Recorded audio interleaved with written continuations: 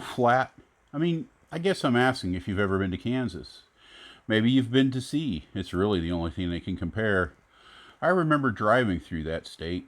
You'd see a spot out on the horizon, some sort of structure out in the sea of grass. Slowly it grows and grows and grows. Finally, a giant grain tower, and you first spotted it 25 miles away, sticking up past the horizon over the wheat stalks like a lighthouse guiding you to, well, nowhere really. That's the thing about Kansas. It's always just more of the same. I'm Lewis Nichols, and today we're talking about world building the most boring terrain of all. In most cases, you won't go so extreme as I did in that little intro, but it all looks really bland on a map. To be technical, we're talking about temperate terrain with sight lines beyond 3 miles. Nobody bigger than a halfling in high grass is going to sneak up on anybody. This land is easy to take and easy to lose from a military point of view. It's a place where cavalry acts at its full potential and flying means the world. The plains are boring to map, but can host huge populations, still exporting food to more interesting places to live.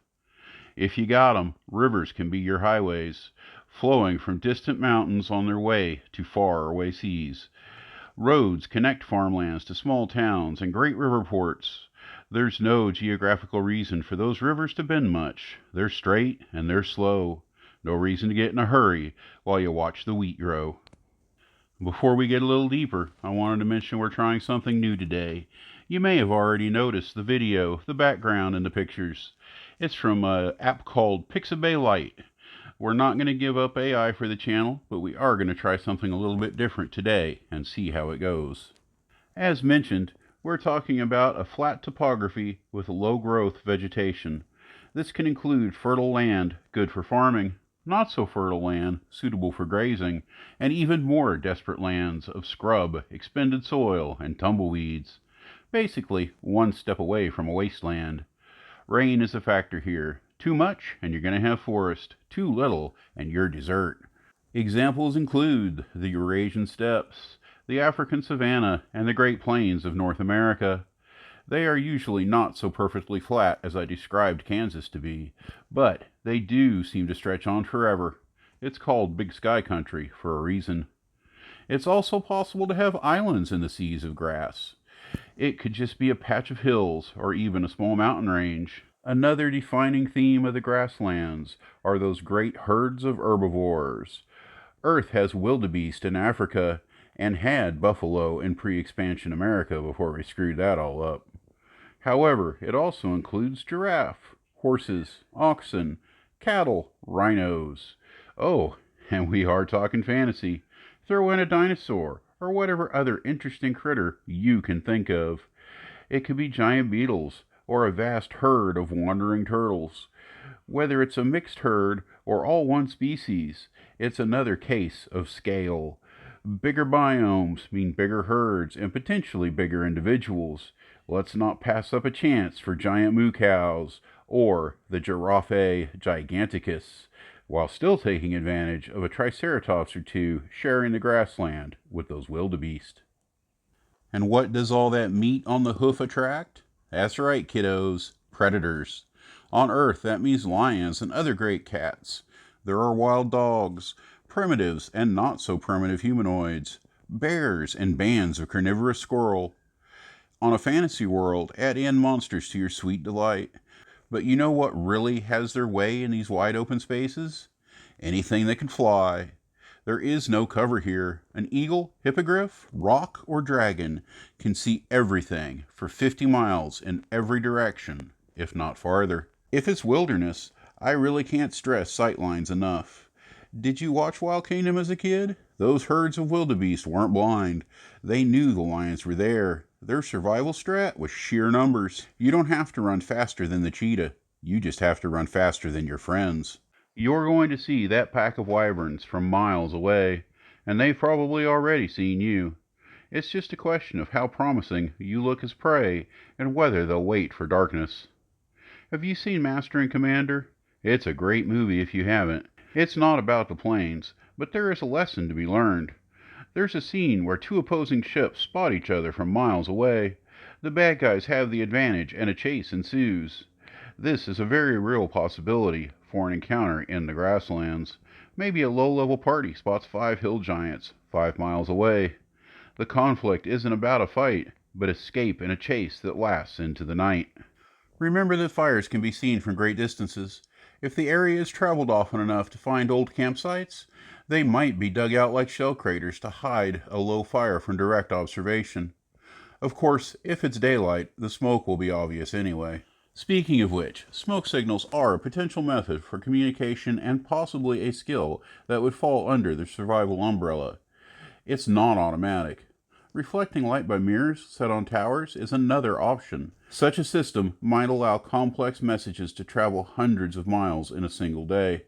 Distances on the plains might be vast, but movement rates are going to be extreme as well. The Pony Express could deliver mail at a range of near 100 miles per day. Remember, this is an established route where horses and riders could be pre-positioned to switch out along the way.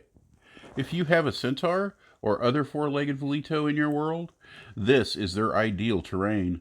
Their speed combined with the usage of ranged weapons will be a huge headache and likely death sentences for anyone they oppose. Oh, and if you allow fully flying races as PCs, prepare to hate your life. An Aarakocra PC in Nebraska is about the worst thing that I can imagine as a DM. I'm sure I've mentioned in past videos that I grew up in Oklahoma. As such, I have to talk about the weather. Now, Oklahoma is on the southern end of the Great Plains, but I'm familiar with some of the challenges. High winds are something that you must take into consideration. I've stood in the path of 70-mile-per-hour gust fronts before, and it's quite the experience. These usually happen late in the summer. Mid-afternoon, it's a normal 99-degree day. Then you see those clouds rolling in. The wind hits you like a wall of force, sending dust and small children flying. A few minutes later, the rain hits. Just a wind-driven mist to start, but suddenly every bit of water vapor is getting squeezed out of the atmosphere. Thunder pounds around you, and daylight becomes a stormy darkness only broken by streaks of lightning ripping across the sky. 20 minutes later, it's over. Calm again, but 40 degrees cooler. Tornadoes are more common, spawning from the hook echoes of supercell thunderstorms. Most are only on the ground for a few minutes. They vary so widely in nature, you can run your weather encounter with one in a variety of different ways. You can draw it out or keep it simple. Tornadoes come and go quickly. The party might have a little warning, or they might be caught out in the open. I tend to run them as a simple AoE effect. Damage varying from as low as 3d6 to as high as 20d12. Now usually this is going to be on the low end. Usually, yeah, that's kind of funny. Obviously, it's up to you how stormy your region is, but I was in Oklahoma for 30 years and never suffered a direct hit. However, there was a fair number of close calls, maybe around 10. Alright, now that's enough about the weather. Let's talk about civilization. We've discussed border biomes extensively on this channel. This is not one of them. You can have river ports, farm towns, and piles of hamlets and villages on the roads in between. When an organized civilization moves into a plains area, it's easy to pacify. There is nowhere for the usual monsters to hide, and their time is limited. Even the feudal farm economies of medieval Europe supported numerous cities up to 50,000 people. London reached 1 million long before wide-scale fertilization and mechanization. With equivalent tech levels, coastal cities probably still have the advantage, but it's close enough that you can pretty much do what you want on your world. Most of your adventures in a developed plains biome are going to be political or economic. You might be fighting a war or chasing bandits, but there is still room for monsters, such as Waterdeep's Beholder Crime Lord, but it will remain an urban-themed adventure. One obvious exception I see to that is a case where a civilization is moving into a region where the ruins of old cities still remain in a plains area. It's a way to incorporate extensive dungeon delving into a flat biome. It should be said that flat terrain does not exclude the possibility of caves. You would be totally justified in placing salt deposits in your plains area. Where there is salt, there are salt mines, and where there are mines, there are subterranean terrors. You could put down entire networks of caves created by anything from purple worms to earth elementals. You could populate them with cave-dwelling races and monsters. However, that's not any different than including an adjacent mountain range. It's related, but distinctly different as a world-building project. Well, that's what I've got for you today. As a follow-up, we will definitely do a few exercises. Now, while I like the idea of doing more 5e beginners content, these world-building videos seem to be the most successful. This is a chance for you to comment and tell me what you want. I do polls sometimes too, and not very many people vote. You can control the channel. I'm certainly the world-building type though, so no complaints. I see no reason not to run with this type of content. So far, we've got mountains, rivers, and now the plains. Come on, let me know what you think should come next. I want to thank each and every one of you for stopping by today. You all matter to me and to the people around you. I hope that you all have a great rest of the day. Cheers, and happy Pride Month.